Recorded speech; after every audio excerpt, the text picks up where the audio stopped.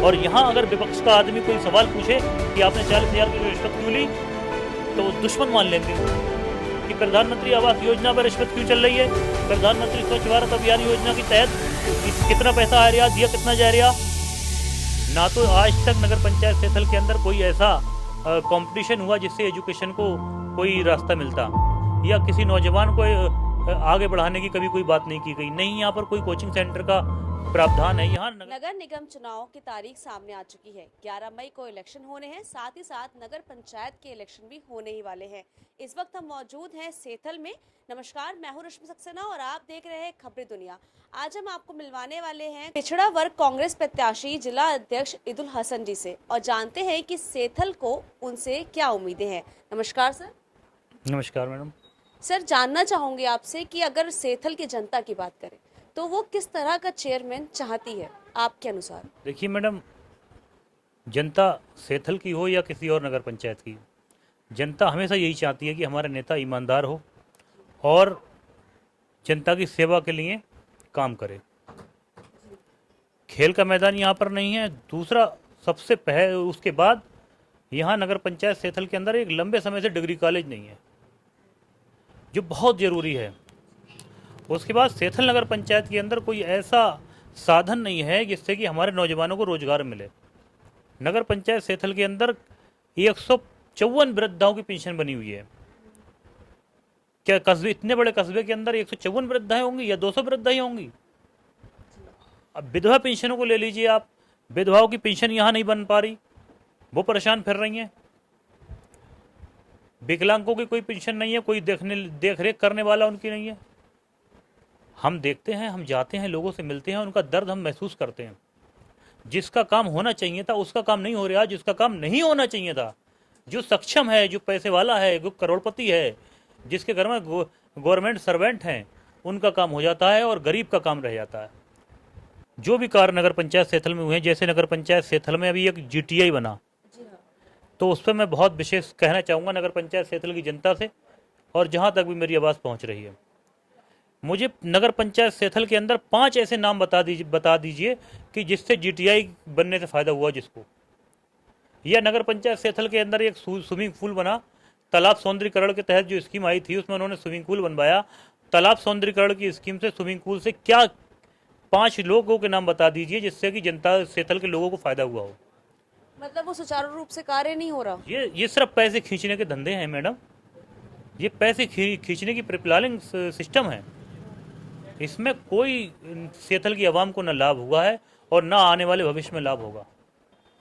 एक बरादगर होना चाहिए। जो नगर पंचायत सैथल के जो अध्यक्ष हैं महोदय, वो पिछली बार प्रथम पंचवर्षीय में उन्होंने आश्वासन दिया था, वादा करके गए थे कि हम बारात घर बनवाएंगे, उन्होंने नहीं बनवाया। तो ये बहुत ही ज़्यादा ज़रूरी है नगर पंचायत सैथल के अंदर जो बारात घर बनना चाहिए। अच्छा, अगर शिक्षा की बात की जाए तो सैथल में शिक्षा का स्तर कैसा है या क्या सुविधाएं यहाँ पे शिक्षा के लिए लड़कियों को दी जा रही हैं? देखिए मैडम, यहाँ हमने एक बार फिर आपको बताया कि सिर्फ और सिर्फ पैसा खींचने का काम किया जा रहा है। किस तरह से पैसा खींचना है, कौन सी स्कीम लाना है तो जो पैसा हमें खींचने को मिले, बस सिर्फ इसी मुद्दे पर काम किया जा रहा है। ना तो आज तक नगर पंचायत सैथल के अंदर कोई ऐसा कंपटीशन हुआ जिससे एजुकेशन को कोई रास्ता मिलता, या किसी नौजवान को आगे बढ़ाने की कभी कोई बात नहीं की गई। नहीं, यहाँ पर कोई कोचिंग सेंटर का प्रावधान है। यहाँ नगर पंचायत सैथल के अंदर एक लाइब्रेरी पास हुई थी, उस लाइब्रेरी में आज तक कोई लाइब्रेरी नहीं बैठा। फिर उस लाइब्रेरी की किताबें कहाँ गईं? फिर कौन ऐसे 5 लोग हैं जो उस लाइब्रेरी में बैठ के किताबें पढ़ी उन्होंने? कुछ तो सिस्टम होगा। आज तक कोई लेखा जोखा नहीं मिला है। ये बहुत बड़ा सवाल है कि इतने पैसों की लाइब्रेरी बनी थी, लगभग मेरे हिसाब से 90 लाख 60-70-90 लाख रुपए लगा होगा। आज तक उस लैब का जिक्र आया, न लाइब्रेरी का जिक्र आया। मतलब कि पढ़ने के लिए अगर बच्चा चाहे तो कुछ ऐसा स्थान नहीं है जहाँ वो बैठ के बच्चा पढ़ सके या एक दूसरे से एडवाइस ले सके, सलाह मशवरा कर सके। अगर स्वास्थ्य की बात की जाए तो स्वास्थ्य के लिए यहाँ पर क्या सुविधाएं हैं? मैडम, यहाँ स्वास्थ्य के लिए कोई ऐसी सुविधा अवेलेबल नहीं है। आज भी हमारे कस्बे में अगर कोई इमरजेंसी केस आ जाती है तो हम लोगों को बरेली के लिए भागना पड़ता है। यहाँ नगर पंचायत सैथल के अंदर कम से कम 30 बेड का हॉस्पिटल होना चाहिए था, जो अभी तक नहीं बना। दूसरी चीज़, यहाँ पर मैडम कम से कम नगर पंचायत से तो इतना बड़ा कस्बा है, 35,000 32,000 की जनसंख्या है यहाँ पर, 13,500-14,000 समथिंग वोट होगा। यहाँ पर कम से कम 2 एम्बुलेंस होना चाहिए थी 24 घंटे गरीबों के लिए, जो पैसे की वजह से बरेली तक नहीं पहुँच पाते हैं, किसी वजह से नहीं जा पाते हैं, उनका यहीं पर बस्ती में ही आर्थिक स्थिति के चलते नुकसान हो जाता है। कभी कभी पोजीशन ऐसी आ जाती है कि बरेली ना पहुँचते पहुँचते भी जान चली जाती है। इसलिए कम से कम 2 एम्बुलेंस की सुविधा यहाँ होना चाहिए थी। अच्छा, अगर आपके राजनीतिक सफर की बात करें तो वो अब तक का कैसा रहा और आप मतलब कैसे यहाँ तक आए? देखिए मैडम, राजनीति की बात मैं आपको बताऊं तो राजनीति बहुत संघर्षों का सफ़र है। जब हम राजनीति नहीं करना चाहते थे, नगर पंचायत सेथल में एक खेल का मैदान था। उस खेल के मैदान में हम लोग रेस लगाया करते थे। हम आर्मी में भर्ती होना चाहते थे। सन 2009 में हमारा इंडियन आर्मी में सिलेक्शन हुआ। पीलीभीत के गांधी स्टेडियम में हमने रेस मारी फर्स्ट, और रेस मारने के बाद हम सिलेक्ट हो गए। रिटन हुआ, उसमें भी पास हो गए। मेडिकल हुआ, उसमें भी पास हो गए। ग्राउंड से फिट होने के बाद हम भर्ती के लिए ट्रेनिंग सेंटर जबलपुर जा रहे थे। यहाँ बरेली यारों में हमें MH कर दिया गया। उसके बाद हम आगे घर मायूस होकर बैठ गए। मगर जब हमने देखा नगर पंचायत सेथल के अंदर, हम लोग तो बॉर्डर पर जाते हैं देश की सेवा करने के लिए, देश की रक्षा करने के लिए, और हमारे यहाँ जो कस्बा है और कस्बे की हम रक्षा नहीं कर पा रहे, हम कस्बे की देखभाल नहीं कर पा रहे। तभी से हमने संकल्प लिया कि जिस तरह से हम एक फौजी देश के लिए रक्षा करता है, उसी तरह से मैं ईदुल हसन अगर नेता बनूंगा तो नगर पंचायत सेथल एक एक नागरिक की हिफाजत करूंगा। अच्छा, जैसे कि आपको कांग्रेस से टिकट दिया गया है, तो कांग्रेस की अगर स्थिति देखी जाए तो वो कुछ हटती जा रही है अपनी लीग से, कह सकते हैं। या अगर सेथल में ही बात की जाए, अगर कांग्रेस को अगर आप उठाना चाहेंगे वापस से, तो जनता के बीच किस तरह से अपना वर्चस्व फिर से देखिए मैडम, स्थापित जैसे करेंगे? कि आप जानती हैं कि कांग्रेस एक बड़ी सरकार है। कांग्रेस एक ऐसी सरकार है जिसके बुजुर्गों ने, जिसके पूर्वजों ने अपने प्राणों की आहुतियां देके इस देश को बनाया है।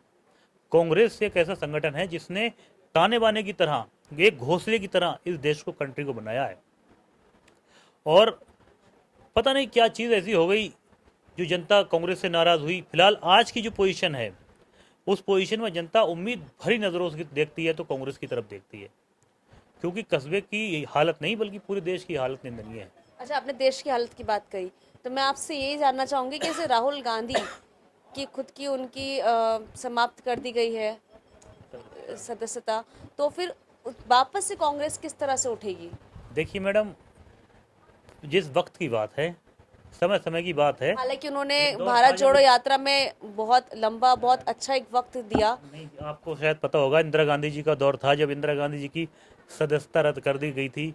उसके बाद तो इंदिरा गांधी जी प्रधानमंत्री PM ऑफ इंडिया बनी थी। तो इसमें भी कोई बड़ी बात नहीं है कि राहुल गांधी जी की सदस्यता तो ही गई, चली गई है। आने वाला वक्त कांग्रेस का ही होगा मैडम। तो इसी प्रकार स्वच्छ भारत अभियान योजना पे आपकी क्या राय है? देखिए मैडम, स्वच्छ भारत अभियान योजना प्रधानमंत्री जी की अच्छी स्कीम थी, और नगर पंचायत सेथल में इसका 8,000 रुपया दिया भी गया। जबकि स्वच्छ भारत अभियान योजना के तहत इससे कहीं ज़्यादा पैसा आया। यहाँ नगर पंचायत सेथल के अंदर सिर्फ 8,000 रुपये दिया गया। किसी के पास 2,000 पहुँच गया तो दूसरी किस्त नहीं पहुँची, किसी के पास 4,000 पहुँच गया तो उसके पास किस्त नहीं पहुँची। ये सारी की सारा सिस्टम यहाँ भ्रष्ट हो चुका है। मतलब सरकार से आया पैसा, लेकिन यहाँ गरीबों तक या लोगों तक नहीं पहुँचा। गरीबों तक यहाँ पैसा नहीं पहुँच पाया। सरकार ने अवेलेबल कराया। देखिए, सरकारें कोई बुरी नहीं होती। सरकार चाहती है कि हम अपने देश की आवाम की रक्षा करें, हिफाजत करें। सरकार अच्छी होती हैं, मगर यहाँ जो लोकल में सिस्टम बनता है वो लूट का सिस्टम बन जाता है। जितना चाहो उतना लूटो। सेथल कस्बे की आवाम बहुत सीधी आवाम है। कभी कोई विरोध प्रदर्शन नहीं, कभी कोई धरना प्रदर्शन नहीं, मगर फिर भी यहाँ के जो लीडर बने उन्होंने काम किया कि हम ज़्यादा से ज़्यादा पैसा खींचने का काम करें, ज़्यादा से ज़्यादा सेथल को लूटने का काम करें। जैसे इस तरह की बहुत सारी ऐसी योजना हैं, जैसे प्रधानमंत्री मुद्रा योजना का पता तक नहीं चला हुआ कि कहाँ कहाँ चली गई। ये प्रधानमंत्री बेरोजगार योजना का कहाँ से कहाँ चली गई। जैसे आप ले लीजिए कि ई श्रम कार्ड गरीबों के लिए, मजदूरों के लिए बहुत लाभान्वित होता है ना। काफ़ी गरीब को सुकून मिलता है ई श्रम कार्ड से। नगर पंचायत सेथल के अंदर कितने लोगों का ई श्रम कार्ड बन गया? आज तक नहीं बना, तो क्यों नहीं बना, किस वजह से नहीं बना?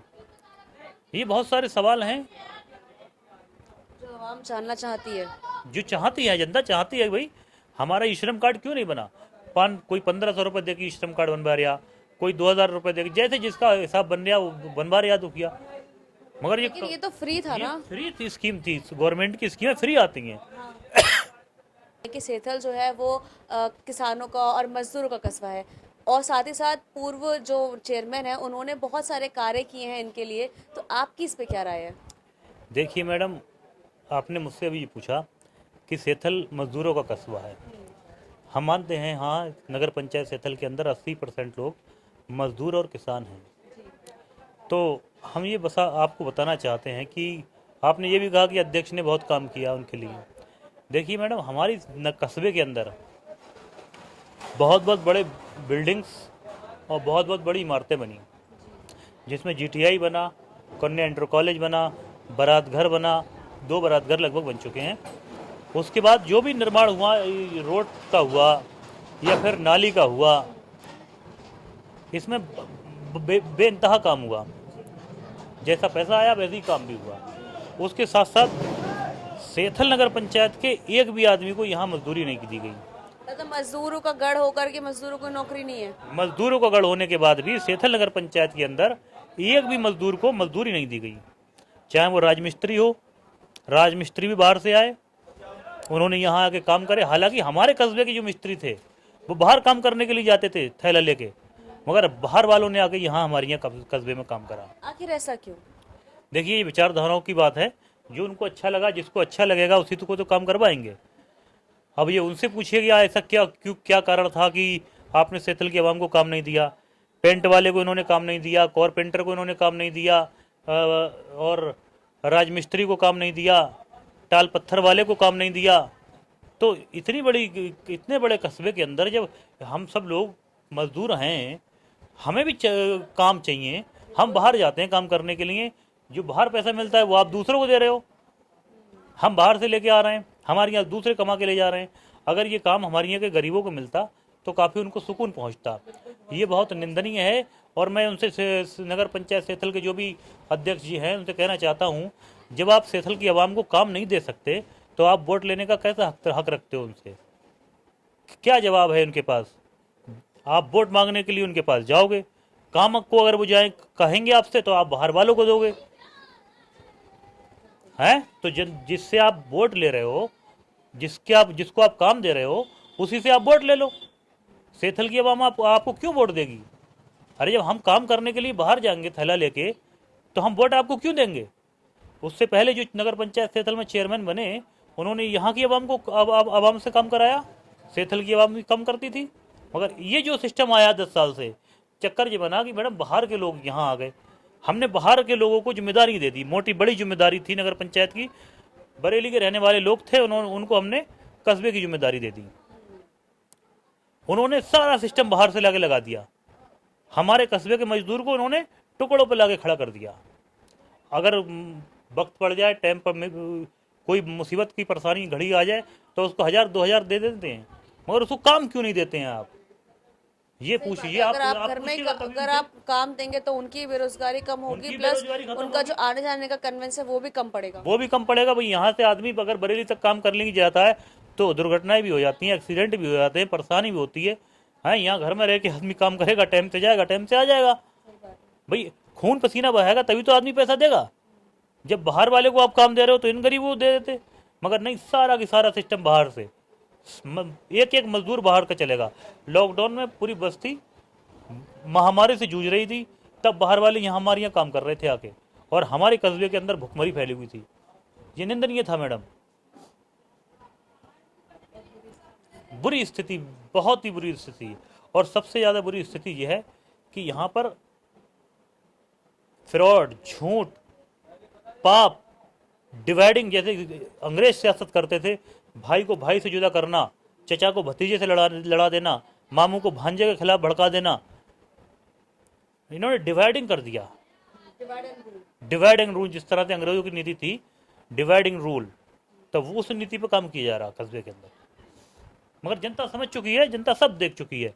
और आने वाले नगर पंचायत के चुनाव में 10 दिन का समय बचा है, 10-15 दिन का, उसमें करारा जवाब देगी। इंशाल्लाह परिवर्तन निश्चित है। और हमें जिम्मेदारी मिलेगी, जनता हमें देखेगी, तो इंशाल्लाह हम खरे उतरेंगे, ईमानदारी से काम करेंगे, मेहनत से काम करेंगे। ना हम कभी झूठ बोलते थे और ना झूठ आगे बोलेंगे। जिस लायक जनता हमें समझेगी हम काम करेंगे। जैसे कि आप बात कह रहे हैं कि यहाँ पे पैसा खींचने का काम किया गया, पैसा अपने पास रखने का काम किया गया, तो आप ऐसा क्यों कह रहे हैं? देखिए मैडम, यहाँ पर जो संस्थाएं आई हैं, उन संस्थाओं से सैथल की आवाम को कोई बेनिफिट नहीं हुआ। जैसे मैंने अपनी इंटरव्यू में बताया कि स्विमिंग पूल से कोई फ़ायदा नहीं, सैथल की लाइब्रेरी से किसी बच्चे को एजुकेशन नहीं मिला, फिर यहाँ की जो डिग्री कॉलेज बना उससे कोई फ़ायदा ना बेनिफिट नहीं हुआ। उसी तरह से मैं ये कहना चाहता हूँ कि सैथल नगर पंचायत के अंदर सन 1916 ईस्वी में आज़ाद नौरंग इंटर कॉलेज की नींव रखी गई थी। उस दौर में अंग्रेज़ों का शासन था हमारे भारत के अंदर। तब से आज़ाद नौरंग इंटर कॉलेज के अंदर साइंस सेट नहीं हुई, साइंस सेट नहीं हुई। यहाँ आर्ट सेट से ही बच्चे मतलब पढ़ाई कर रहे हैं, और इंटर तो हो गया, इंटर में साइंस सेट नहीं है। तो अगर पैसे खींचने का काम नहीं था तो सैथल में एक लंबे समय से चेयरमैन बनते आए और सरकारें भी रहीं। तो मैं पूछना चाहता हूँ कि अगर वो पैसे खींचने के लिए नहीं कर रहे तो गाड़ी का तेल फूकना था, अपने नेता से बात करना थी, आज़ाद नौरंग इंटर कॉलेज को यहाँ सनसेट करा देना था। साइंस साइड, कॉमर्स साइड, क्योंकि अब तो कॉमर्स साइड 3 तरीकों की साइड्स होती हैं ऑलरेडी, हर स्कूल में होती हैं अब तो। हाँ, जैसे साइंस हो जाएगा तो सभी हो जाएगा। तो मेरे कहने का मतलब ये है, उस काम के पैसे शायद नेता को नहीं मिलते। भाई साइंस सेट कराने के पैसे नेता को नहीं मिलते, वो एक जनता के हित के लिए कार्य था। ठीक है, जो साइंस साइड से बच्चा जो पढ़ना चाहेगा वो ऑब्वियस है कि यहाँ से बाहर निकल कर जाएगा। जा रहा है, आज भी जा रहे हैं हमारे यहाँ के लड़के, हमारे यहाँ के बच्चे, हमारे यहाँ की बहन बेटियाँ बाहर अब भी जा रही हैं। ये एक निंदनीय है। जब आज़ाद नौरंग इंटर कॉलेज यहाँ बना था, आज़ाद नौरंग इंटर कॉलेज के अंदर नवाबगंज से लोग पढ़ने के लिए आते थे। आज सैथल से लोग नवाबगंज और बरेली के लिए जा रहे हैं। हमारे कस्बे, हमारे पास में एक ग्राम पड़ता है जिसका नाम है पंडरी पंडरा, वहाँ पर डिग्री कॉलेज बन गया। यहाँ पर इंटर कॉलेज सनसेट से नहीं हो पा रहा। अगर इसमें लाभ होता किसी भी नेता को, अदरवाइज मैं किसी का नाम नहीं लेना चाहता, अगर यहाँ पर लाभ होता पैसे का या पैसे खींचने का काम नहीं किया जाता होता तो सबसे पहला काम वो होना चाहिए था, कम से कम इंटर कॉलेज को सनसेट से कराना चाहिए था, ताकि हमारे यहाँ के नौजवान नवाबगंज या बरेली ना जाते, वो यहीं तालीम हासिल करते।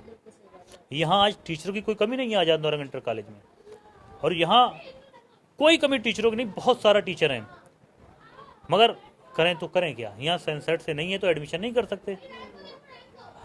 ये है मामला। जबकि साइंस साइड और कॉमर्स दोनों ही बहुत ज़रूरी है इस तरह, क्योंकि इससे बच्चे आगे कई बहुत लाइंस निकलती हैं, इकोनॉमी की भी लाइंस इसी से निकलती हैं। जी जी, आप मुझसे बेहतर जानती हैं, मगर यहाँ पर सिर्फ पैसे खींचने का काम किया गया। अभी हमारे यहाँ पर एक तालाब सौंदर्यीकरण के नाम पर यहाँ चिराग अली शाह बाबा की मज़ार से आगे उसमें काम शुरू करा दिया, जब हमें जनता को चाहिए ही नहीं। जब जनता, देखिए एक जनता की मांग होती है, जैसे सैथल की आवाम ने कहा कि हमें खेल का मैदान चाहिए, तो हमारे यहाँ के नेता को ये चाहिए कि हम खेल के मैदान पे काम करें, ना कि हमें जीटीआई पे काम करना चाहिए। 10 साल से जीटीआई बना हुआ खड़ा है, उसमें 1 रुपये का फायदा नहीं है।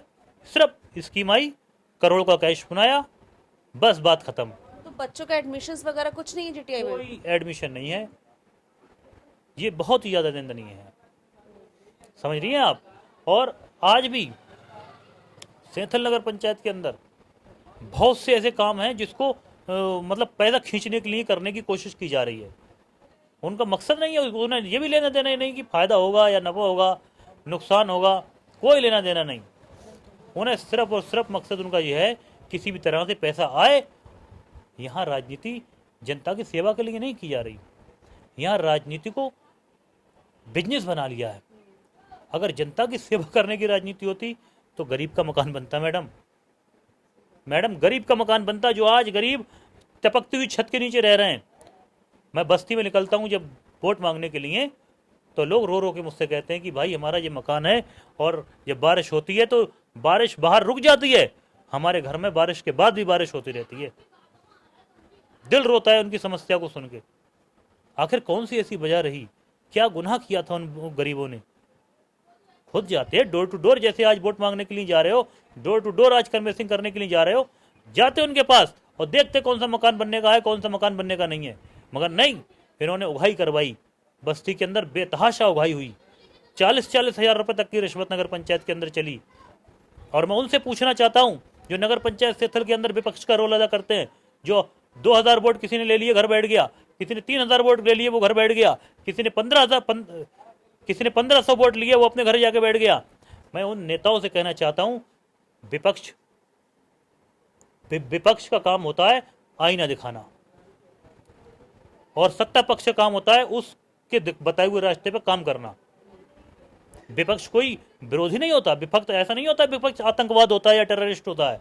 विपक्ष काम करने की राह दिखाता है, उल्टा आपको सपोर्ट ही कर देता है एक तरीके से। विपक्ष काम करने की राह दिखाता है मैडम।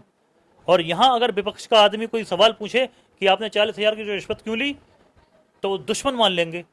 क्यों भाई, दुश्मन क्यों मान रहे हो?